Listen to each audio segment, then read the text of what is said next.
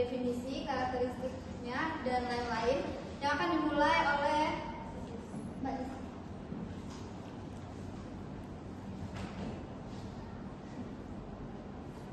Mari kita mulai dengan memahami apa itu ekuitas. Secara sederhana, ekuitas adalah hak residual atau hak sisa pemilik atas aset perusahaan setelah dikurangi dengan semua kewajiban atau utang-utangnya. Penting untuk diingat bahwa nilai ekuitas mencerminkan tingkat kekayaan bersih sebuah perusahaan. Dalam akuntansi, kita menggunakan rumus dasar yaitu ekuitas sama dengan total aset dikurangi total liabilitas atau utang. Satu poin kunci yang perlu kita perhatikan adalah semakin besar nilai ekuitasnya, maka semakin kuat pula posisi keuangan perusahaan tersebut karena menunjukkan aset yang dimiliki jauh lebih besar daripada utangnya. Selanjutnya kita masuk pada karakteristik ekuitas. Yang pertama yaitu merupakan hak pemilik perusahaan. Ekuitas merupakan representasi langsung dari klaim atau hak pemilik terhadap aset perusahaan. Yang kedua, tidak memiliki kewajiban pembayaran tetap. Berbeda dengan utang, perusahaan tidak memiliki kewajiban hukum untuk melakukan pembayaran tetap seperti bunga atau cicilan pokok kepada pemegang ekuitas secara rutin. Yang ketiga yaitu dipengaruhi oleh kinerja perusahaan. Besar kecilnya ekuitas sangat tergantung pada kinerja perusahaan. Jika perusahaan untung, ekuitas cenderung naik. Jika rugi, ekuitas terus semakin menurun. Yang selanjutnya yaitu bisa bertambah atau berkurang. Nilai-nilai ekuitas itu tidak statis. Ekuitas bisa bertambah misal melalui setoran modal baru atau laba, dan bisa berkurang misalnya karena kerugian ataupun pembagian dividen. Selanjutnya akan dijelaskan oleh rekan saya.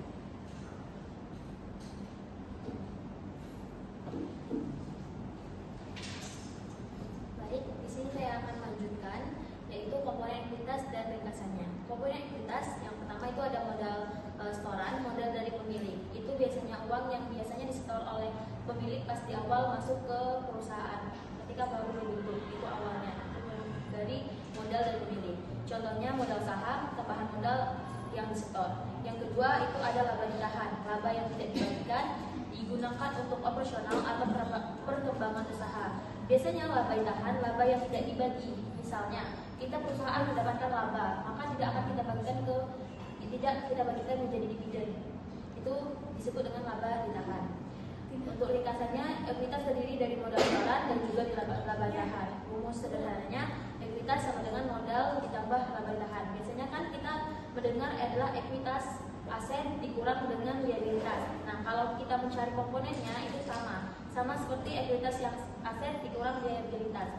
Tapi yang kalau komponennya itu kita mencari modal ditambah dengan laba ditahan. Selanjutnya adalah sumber perubahan ekuitas. Ini ada dua. Yang pertama itu ada aktivitasnya, penambahan dan juga pengurangan ekuitas.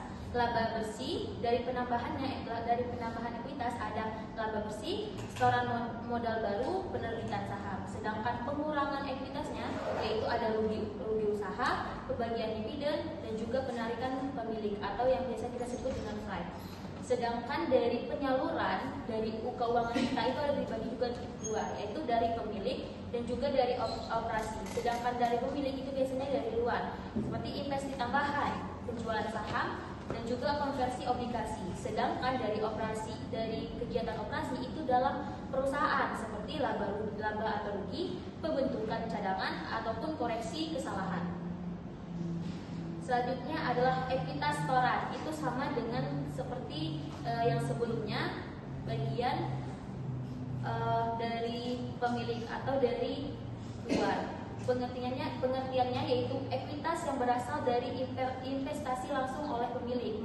Nah, yaitu modal saham ataupun tambahan modal yang disetor. Ciri-cirinya berasal dari luar perusahaan atau pemilik modal. Itu merupakan dari ekuitas setoran. Untuk selanjutnya akan dilanjutkan oleh rekan saya.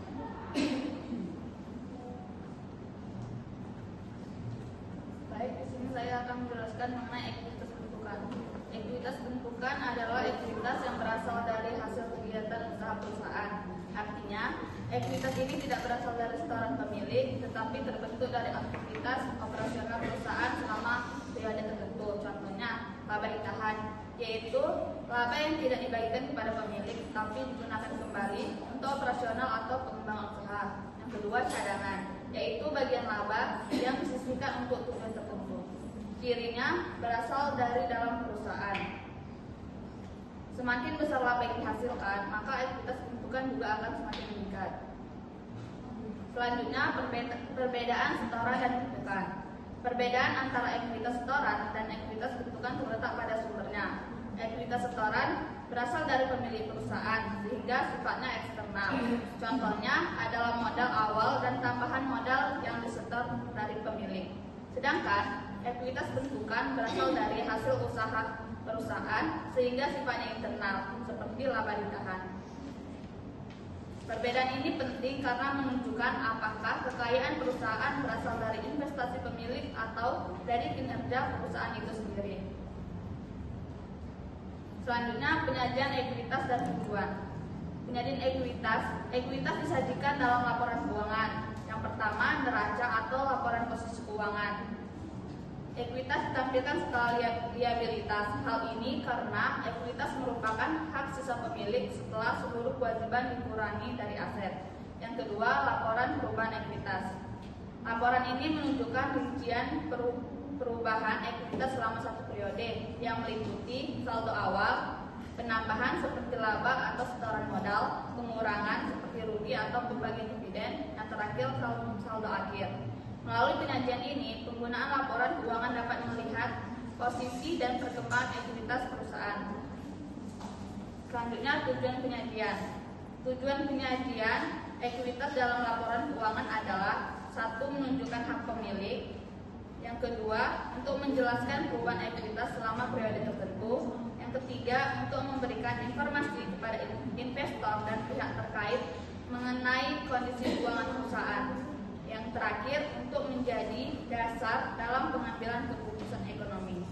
Dengan demikian, penyajian ekuitas sangat penting karena membantu dalam menilai kinerja dan kondisi keuangan perusahaan.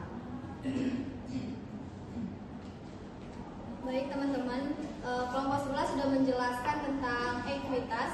Jadi buat teman-teman yang masih kurang paham atau masih ada yang kurang dimengerti, bisa ditanyakan karena kami akan membuka sesi tanya jawab. Jika ingin bertanya silakan angkat tangan. Baik Mbak, silakan berdiri. Baca. Baik, perkenalkan nama saya Wirdolan Sekretariatnya dari kelompok 10. Pertanyaan saya itu, kan kita tahu biasanya itu setiap laba akan menambah perusahaan.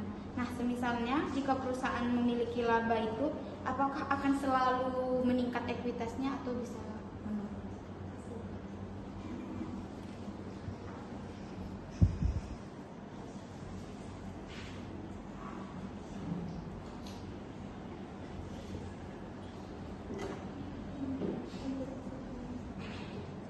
Baik, untuk teman-teman yang masih ingin bertanya, silakan Mas.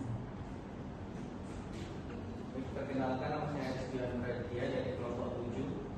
Saya ingin bertanya, Mbak, mengapa ekuitas disebut sebagai hak residual dan apa resikonya bagi pemilik? Terima kasih. Baik, masih ada yang ingin bertanya?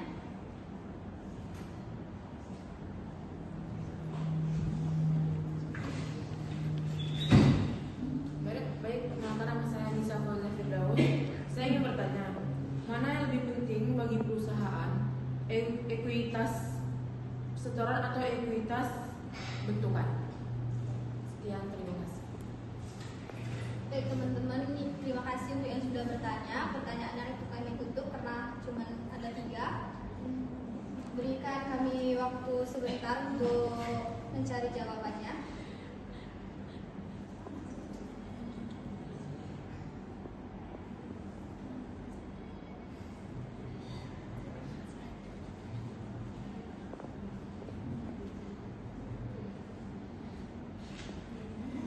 Baik, di sini saya akan menjawab pertanyaan dari Mbak Wirda, yang dimana itu pertanyaannya apakah laba selalu menambah ekuitas. Nah, enggak selalu, karena kan walaupun laba merupakan penambahan dari maksudnya laba bertambah untuk ekuitas, tapi kalau misalnya perusahaan punya membagikan dividen secara besar-besaran, itu bisa juga ekuitasnya juga berkurang atau bisa jadi bakalan merugi. Jadi tergantung perusahaannya ingin membagikan dividen ataupun ada penarikan price, itu bisa jadi berpengaruh untuk labanya. Apakah sudah terjawab?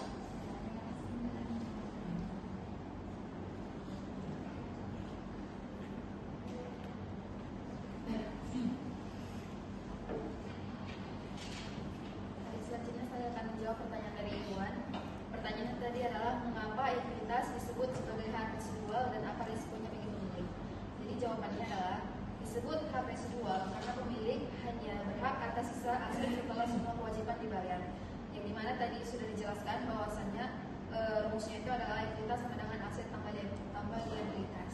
Dan risikonya jika perusahaan lebih besar atau pemilik bisa tidak mendapatkan apa-apa karena kreditur akan dibayar lebih dulu daripada pemilik perusahaan. Baik, di sini saya akan menjawab pertanyaan dari Mbak Ain. Pertanyaannya, mana yang lebih penting bagi perusahaan, ekuitas setoran atau ekuitas tumpukan? Keduanya sama penting, tetapi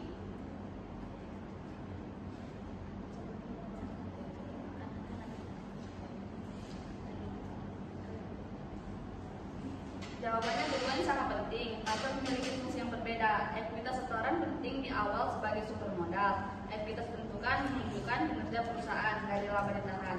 Perusahaan yang sehat biasa tidak hanya bergantung pada setoran, tetapi juga mampu menghasilkan ekuitas dari operasionalnya sendiri. Baik, dari para penanya, Pak sudah jelas jawabannya? Sudah. Karena sesinya sudah selesai dari penjelasan dan tanya jawab, di sini saya akan membacakan kesimpulannya, yaitu ekuitas adalah hak pemilik atas aset bersih perusahaan yang terdiri dari modal, setoran, dan laba ditahan. Nilainya berubah karena aktivitas usaha dan transaksi pemilik, serta disajikan dalam laporan keuangan sebagai indikator kondisi keuangan perusahaan.